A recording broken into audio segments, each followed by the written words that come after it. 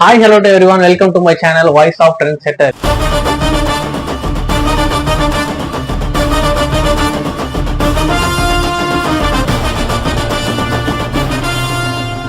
என்னடா இன்னைக்கு பட்டையும் கொட்டையுமா வந்திருக்கானே அப்படின்னு பாக்குறீங்களா? ஏன்னா நம்ம பார்க்க போற படம் சாமி படம்ல, அதனால பயபக்தியோட ரிவ்யூ பண்ணலாம் அப்படின்னு சொல்லிட்டு இந்த படம் மகா அவதார் நரசிம்மா அப்படின்னு சொல்லிட்டு தசாவதாரத்துல 10 அவதாரம் இருக்கு அப்படின்னு கேள்விப்பட்டிருப்போம். அதுல ஒரு அவதாரம் தான் நரசிம்ம அவதாரம்.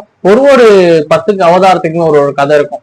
ஏன் இந்த அவதாரம் வந்தது, ஏன் இது ஏன் இந்த அவதாரத்தை கொண்டாடப்படுறாங்க அப்படின்ற மாதிரி ஒரு சில காரணங்கள் இருக்கும். அசுர சக்திகளை அழிச்சதுக்கான ஒரு பின்புலம் இருக்கும். அது மாதிரி ஒரு படம் தான் அந்த மகா அவதார் நரசிம்மா.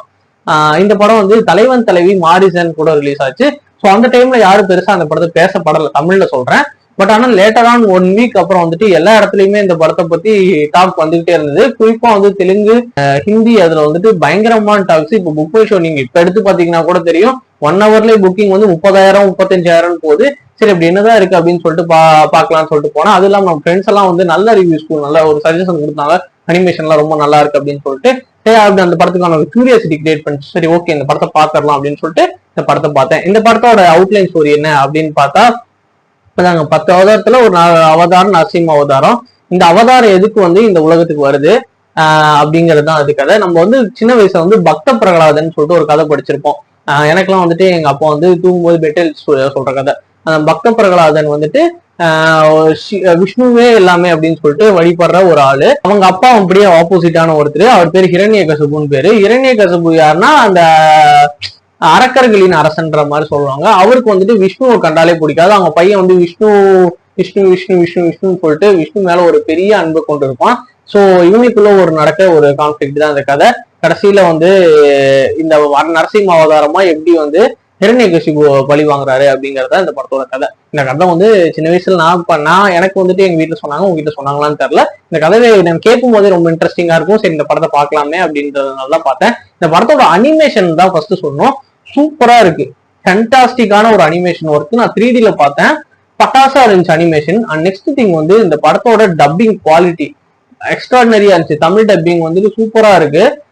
அண்ட் சாம்சியஸோட மியூசிக் சும்மா பிச்சு வளர்த்திருக்காரு. அவர் ஒரு இன்டர்வியூ இப்போ ரீசெண்டா சொல்லிட்டு இருக்காரு. அந்த இன்டர்வியூ ஃபேமஸ் ஆயிட்டு இருக்கு. இந்த படத்தை சோட்டா பீம்லாம் சொல்றீங்க, ஆனா படம் வந்ததுக்கு அப்புறம் பாருங்க, கிட்டத்தட்ட ஒரு டைரக்டரை அடுத்த 9 படத்துக்கு கமிட் பண்ணிருக்காங்கன்னா அந்த அவுட்டர் பார்த்துட்டு தான் கமிட் பண்ணிருப்பாங்க. நீங்க அந்த படம் வந்ததுக்கு அப்புறம் பேசும் பொருளா இருக்கும் அப்படின்னாரு. உண்மையாலுமே பேசும் பொருளா இருக்கு இந்த படம். இப்ப எல்லாருமே அந்த படத்தை பத்தி பேசுறாங்க. அவதார் நரசிம்மா என்ன இந்த படம் எல்லாம் நல்லா இருக்குங்கிறாங்கன்னு சொல்லிட்டு பேசுறாங்க. சாம்சியஸோட மியூசிக் ரொம்பவே எக்ஸ்ட்ராடினரியா இருந்தது. இந்த படம் எல்லாத்துக்குமே பிடிக்கும் அப்படின்னா, இந்த படம் குழந்தைங்களுக்கு ரொம்ப ரொம்ப ரொம்ப பிடிக்கிறதுக்கான வாய்ப்பு இருக்கு. குழந்தைங்க அவ்வளவு என்ஜாய் பண்ணி பாக்குறாங்க. இல்லாம உங்களுக்கு இந்த மித்தாலஜிக்கல் ஸ்டோரிஸ் அதெல்லாம் உங்களுக்கு எனக்கு யாரும் இருக்கு அப்படின்னா தாராளமா இந்த படம் உங்களுக்கு கண்டிப்பா பிடிக்கும். இல்ல நான் ஏத்திஸ்ட், கடவுள்லாம் ஒண்ணு கிடையாது, அவதாரம்லாம் ஒண்ணு இல்ல, சும்மா அதையா ஒண்ணு சொல்லிட்டு இருக்காது அப்படிங்கிறவங்களுக்கு இந்த படம் செட்டே ஆகாது. தயவு செஞ்சு போகாதீங்க.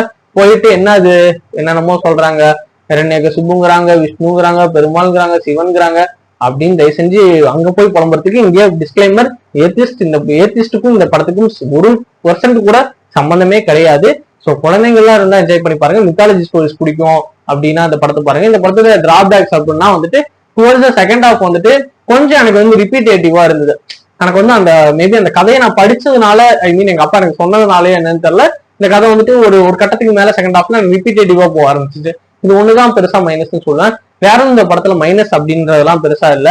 இந்த படம் தியேட்டர்ஸ்ல ஓடிக்கிட்டு இருக்கு, 3Dலயே அவைலபிளா இருக்கு. தமிழ் டப்பிங் சூப்பரா இருக்கு.